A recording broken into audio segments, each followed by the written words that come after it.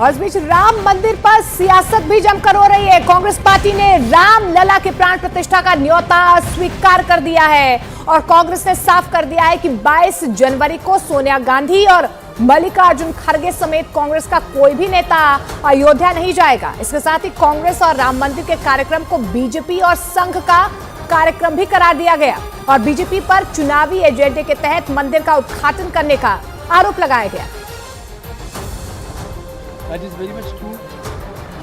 Actually, they make it as an election campaign. That is very much true. Actually, they make it as an election campaign.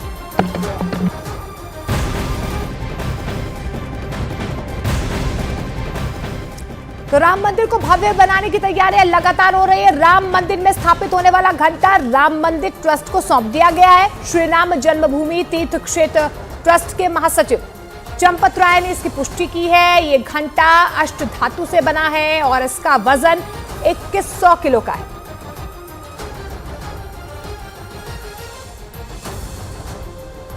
Bihar के गया में SSP office के बाहर प्रदर्शन कर रहे भीम आर्मी के कार्यकर्ताओं पर पुलिस ने जमकर लाठियां बरसाई। भीम आर्मी के समर्थक इलाके में बढ़ती वारदात के खिलाफ वहां प्रदर्शन करने पहुंचे, लेकिन पुलिस का आरोप है कि प्रदर्शन कर रहे लोग एसएसपी ऑफिस में जबरन घुसने की कोशिश करने लगे और उसी वजह से पुलिस के जवानों ने उन्हें दौड़ा दौड़ा कर पीटना शुरू कर दिया।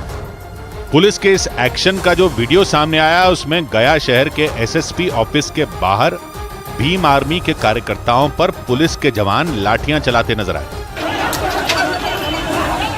पुलिस की इस कार्रवाई से वहां भगदड़ मच गई। कई लोगों ने पुलिस की पिटाई से बचने के लिए वहां से दौड़ लगा दी। भागने वालों में कई महिलाएं भी शामिल थीं, जो जान बचाने के चक्कर में सड़क पर गिर गईं। इसके बाद पुलिस के जवानों ने उन पर भी लाठियों की बरसात कर दी। तभी पुलिस के जवानों ने भीम आर्मी के एक कार्यकर्ता को पकड़ लिया।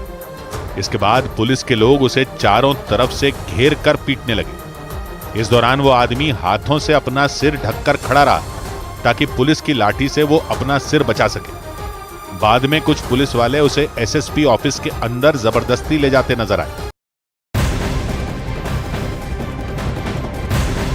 और बड़ी खबर आपको बता दें, रक्षा मंत्री राजनाथ सिंह ने अपने ब्रिटेन दौरे पर कहा है कि अब हिंदुस्तान को कोई आंख नहीं दिखा सकता है। उन्होंने यह भी कहा कि अब चीन की हिंदुस्तान को लेकर नजरिया भी बदला है और उसे एहसास हो गया है कि भारत अब कमजोर देश नहीं बल्कि एक ताकतवर देश है।